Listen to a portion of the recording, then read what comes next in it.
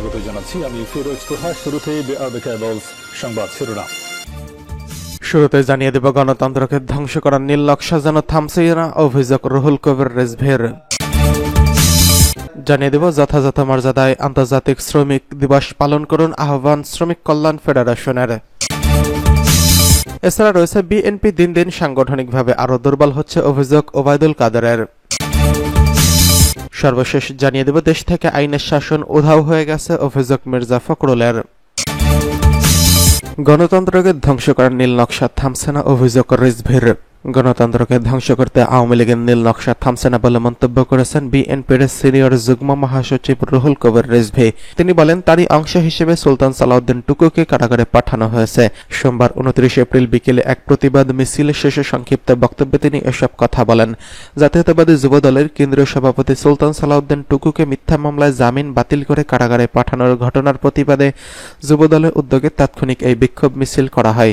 যুবদলের কেন্দ্রীয় সাধারণ সম্পাদক আব্দুল মোনায়েম মুন্নার নেতৃত্বে নয়াপল্টনে বিএনপির কেন্দ্রীয় কার্যালয়ের সামনে এই বিক্ষোভ মিছিল ও সমাবেশ হয়। রিজভী বলেন, আজকে দেশে কর্মসংস্থান নেই, চারিদিকে শুধু হাহাকার আর আহাজারি, তার উপর ভয়ঙ্কর অগ্নিবর্বণ বাংলাদেশের প্রকৃতি। এর মধ্যে গণতন্ত্রকে ধ্বংস করতে আওয়ামী লীগ সরকারের নীল নকশা যেন থামছেই না। সেই জন্য যুবদলের সভাপতি সুলতান সালাউদ্দিন টুকুকে কারাগারে পাঠানো হলো। এর আগে অনেক নেতাকে কারাগারে পাঠানো হয়েছে। তিনি আরো বলেন, সরকার মরণ খেলা খেলছে, আগুন নিয়ে খেলছে, কেননা প্রচন্ড তাপপ্রবাহে নারী শিশুসহ অন্তত 20 জন মারা গেছেন। এতে সরকারের কি দায় নেই? আপনি কয়লা পুড়িয়ে তাপ বিদ্যুৎ কেন্দ্র করবেন, সুন্দরবন উজাড় করার ষড়যন্ত্র করছেন, দক্ষিণবঙ্গের সমুদ্র উপকূলে সব গাছ উজাড় করে দিয়েছেন, এর প্রভাব তো পড়বেই। যেখানে দুর্নীতি লুটপাট সেখানে আওয়ামী লীগ, মন্তব্য করে রিজভী আরো বলেন, আজকে ব্যাংক, বিমা সর্বত্র হরিলুট চলছে, আর্থিক প্রতিষ্ঠানগুলো ফাঁকা হয়ে গেছে, বিদ্যুতের লোডশেডিংয়ে মানুষ অতিষ্ঠ, তারা নাকি বিদ্যুতের স্বয়ংসম্পন্ন। রিজভী বলেন, যেখানে দুর্যোগ, যেখানে দুর্ভোগ, সেখানেই আওয়ামী লীগ। এই যে তীব্র তাপপ্রবাহ, এই জন্য কি সরকার দায়ী নয়? আজকে গাছপালা কেটে ফেলা হচ্ছে, নদী নালা ও খালবিল, হাওর বাওর সমস্ত কিছু ভরাট করা হচ্ছে। কার স্বার্থে করা হচ্ছে এগুলো? আওয়ামী ভূমিদস্যুদের স্বার্থে। যুবলীগ, ছাত্রলীগকে নতুনভাবে ভূমিদস্যু বানিয়ে জনগণকে দম বন্ধ করা হচ্ছে। কারণ তারা তো এদেশে থাকবে না, তারা যাবে মালয়েশিয়া, অস্ট্রেলিয়া, কানাডা, দুবাই। সুতরাং এদের তো দায় নেই। বিএনপির এই নেতা বলেন, আজকে আমরা প্রতিবাদ মিছিল নিয়ে গেলে ডানে বামে পুলিশ বাধা দেয়, কারণ আমরা অন্যায়ের বিরুদ্ধে প্রতিবাদ করছি। আজকেও প্রতিবাদও করা যাবে না, মত প্রকাশের স্বাধীনতা নেই। কই ব্যাংক লুটেরা ভূমিদস্যুদের তো বাধা দেয় না? এই দায়িত্ব তো আইন শৃঙ্খলা বাহিনীর। অথচ আপনার গণতন্ত্রকামী মানুষকে বাধা দেন, তাদের মিছিল দেখলে, স্লোগান দেখলে আপনারা বাধা দেন। আমি অবিলম্বে সুলতান সালাউদ্দিন টুকুর মুক্তি দাবি জানাচ্ছি, অন্যথায় প্রতিটি আঘাত আপনাদের দিকে ফিরে যাবে। এটাই প্রকৃতির নিয়ম। অন্যায় অবিচার না থামালে আপনাদের দিকেই ফিরে যাবে।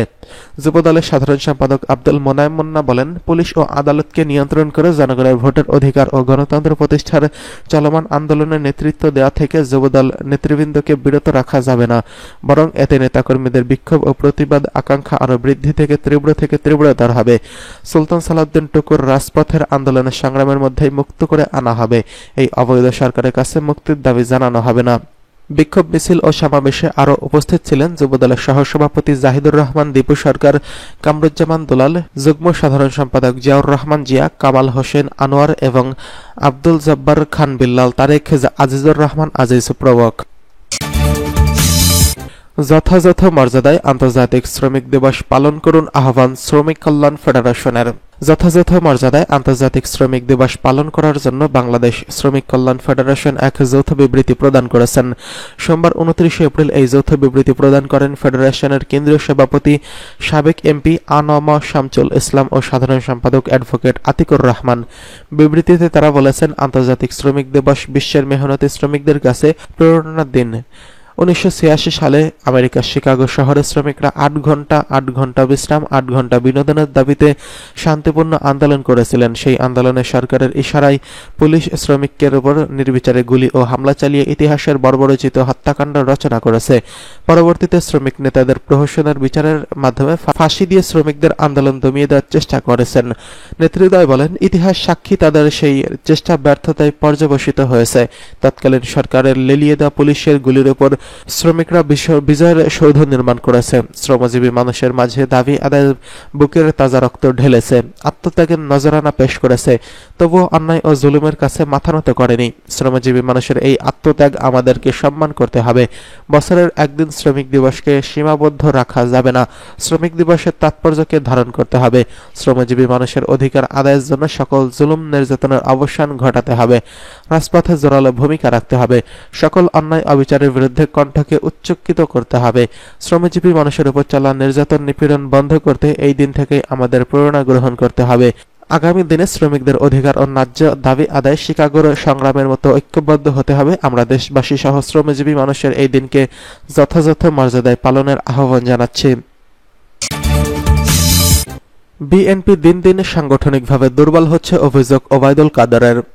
জনকল্যাণের রাজনীতি বাদ দিয়ে অপকৌশল গ্রহণ করায় বিএনপি দিন দিন সাংগঠনিকভাবে আরো দুর্বল হচ্ছে বলে মন্তব্য করেছেন আওয়ামী লীগের সাধারণ সম্পাদক ও সড়ক পরিবহন ও সেতুমন্ত্রী ওবায়দুল কাদের।